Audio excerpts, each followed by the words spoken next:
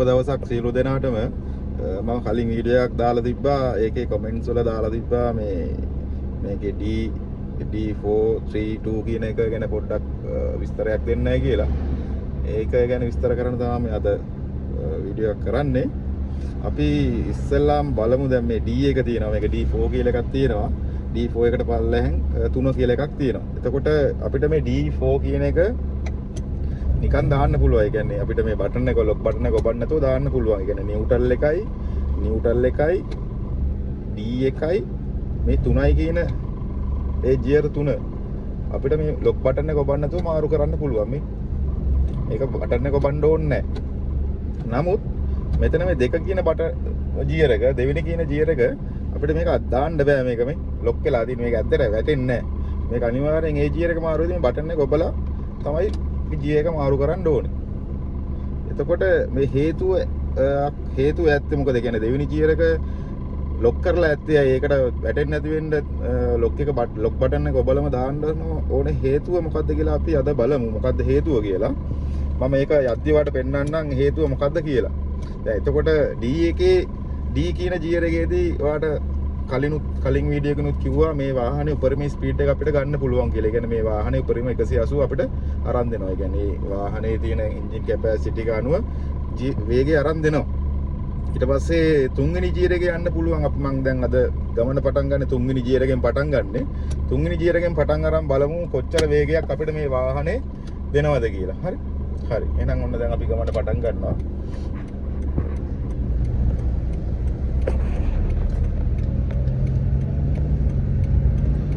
බලන්න දැන් මේ තුන්වෙනි ගියර් එක ඔයාලට මේ ඩිස්ප්ලේ එකෙන් පෙන්නනවා 3 ඉන්නේ කියලා ගියර් එක. දැන් මම ඇක්සලරේ පාගනවා.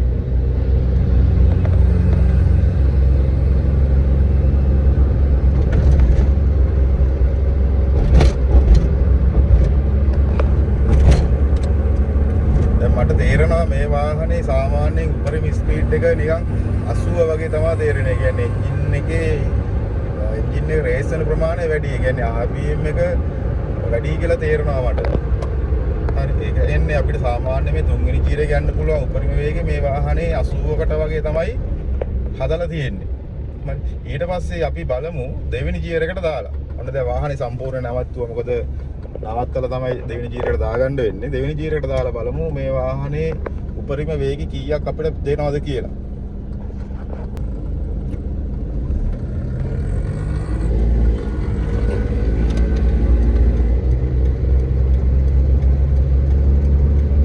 වේගය වැඩි වෙනවා. අපිට පේනවා මේ වාහනේ දැන් උපරිම වේගයට අවිල්ල තියෙනවා කියලා මට තේරෙනවා. ඒ කියන්නේ මේ එන්ජින් එක රේස් වෙන ප්‍රමාණය වැඩි, සෑහෙන ප්‍රමාණයක් එන්ජින් රේස් වෙනවා. RPM එකත් වැඩි වෙන්නේ නැහැ. ඒ කියන්නේ සාමාන්‍යයෙන් අපිට හිතන්න පුළුවන් දෙවෙනි ගියර් එක යන්න පුළුවන් උපරිම වේගය සාමාන්‍යයෙන් පැයට කිලෝමීටර් 50ක විතර වේගයට වගේ තියෙනවා මේ වාහනේ. හරි.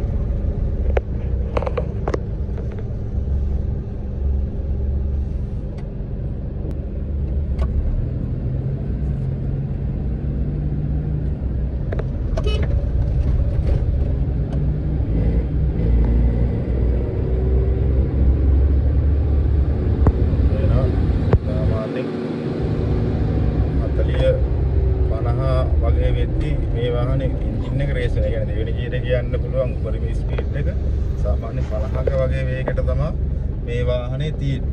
දැන් අපි තේරුම් ගන්න ඕන දෙයක් තමයි මේකේ. එතකොට D කියන ගියර් එකේ යන්න පුළුවන් උපරිම ස්පීඩ් එක 180ක ස්පීඩ් එකක් මේක අපිට ගන්න පුළුවන්. එතකොට සාමාන්‍යයෙන් තුන්වෙනි ගියර් එකේ කියන ගියර් එකේ අපිට මේකේ ස්පීඩ් එක 80ක් 100ක් අතර වගේ ප්‍රමාණයක් ගන්න පුළුවන්. يعني සාමාන්‍යයෙන් 80 ආවහම යාගේ RPM එකට ළඟා වෙලා තින්නේ. මේක 100 කියන්නේ යාගේ උපරිම RPM එකට වගේ යනවා. දෙවෙනි ගියර් එකට දැම්මොත් අපිට මේ වාහනේ 40 50 අතර වේගයක් තමයි. කියන්නේ උපරිම 50 වගේ වේගයක් තමයි මේ අපිට අරන් දෙන්නේ. එතකොට ඇයි මේ දෙවෙනි ගියර් එක ලොක් කරලා තියෙන්නේ? මේක සේෆ්ටි එකට තමයි ලොක් කරලා තියෙන්නේ. වාහනේ ගියර් බොක්ස් එකේ ආරක්ෂාවට තමයි මේ දෙවෙනි ගියර් එක ලොක් කරලා තියෙන්නේ. ඒ කියන්නේ අපිට මේ 3 D කියන ගියර් දෙක අපිට පහසුවෙන් මේ ලොක් බටන් එක ඔබන්න නැතුව මාරු කරන්න පුළුවන්. නමුත් මේ දෙවෙනි ගියර් එක ලොක් කරලා තියෙන්නේ. ඇයි ලොක් කරලා තියෙන්නේ? ඔයා වාහනේ ඩ්‍රයිව් කරන වෙලාවකදී ඔයාට බැරි වෙලා මේක දෙවෙනි ගියරට වැටුනොත්. හරි. දෙවෙනි ගියර් එකට වැටුනොත් මොකද්ද වෙන්නේ? මේ වාහනේ අපි හිතමුකෝ සාමාන්‍යයෙන් ඔයා දෙවෙනි D එකේ ඔයා සාමාන්‍යයෙන් 100ට විතර යනවා කියලා හයිවේ එක වගේ. ඔයා දෙවෙනි D එකේ 100ට විතර වේගෙන් යනවා.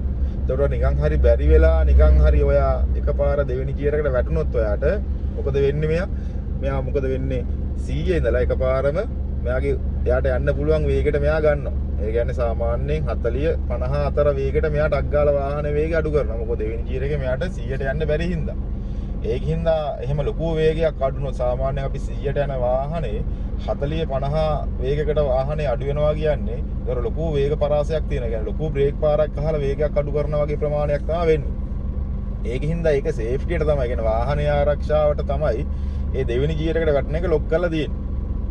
ඒකින්ද අපිට සාමාන්‍යයෙන් දෙවෙනි ගියර් එක මාරු කරනවා නම් වාහනේ ඔයා දානවා නම් ඔයාට දාන්න පුළුවන් යන ගමන් දාන්න පුළුවන් ඒක අවුලක් නැහැ. ඔයා තේරුම් ගන්න ඕනේ ඒ ලෝකීන ගියර් එකේ තියෙන වේගය මොකක්ද කියලා. නැත්තම් ඒ වේගේන තේරුමක් නැතුව ඔයා ගියර් එක දැම්මොත් ඔයා සාමාන්‍යයෙන් දැන් 100 විතර යන ගමන් ඔයා අර ගියර් එකට දැම්මොත් දෙවෙනි ගියර් එකට දැම්මොත් වෙන්නේ මොකද්ද? මේ වාහනේ ගියර් බොක්ස් එකට හානියක් වෙන්න පුළුවන්.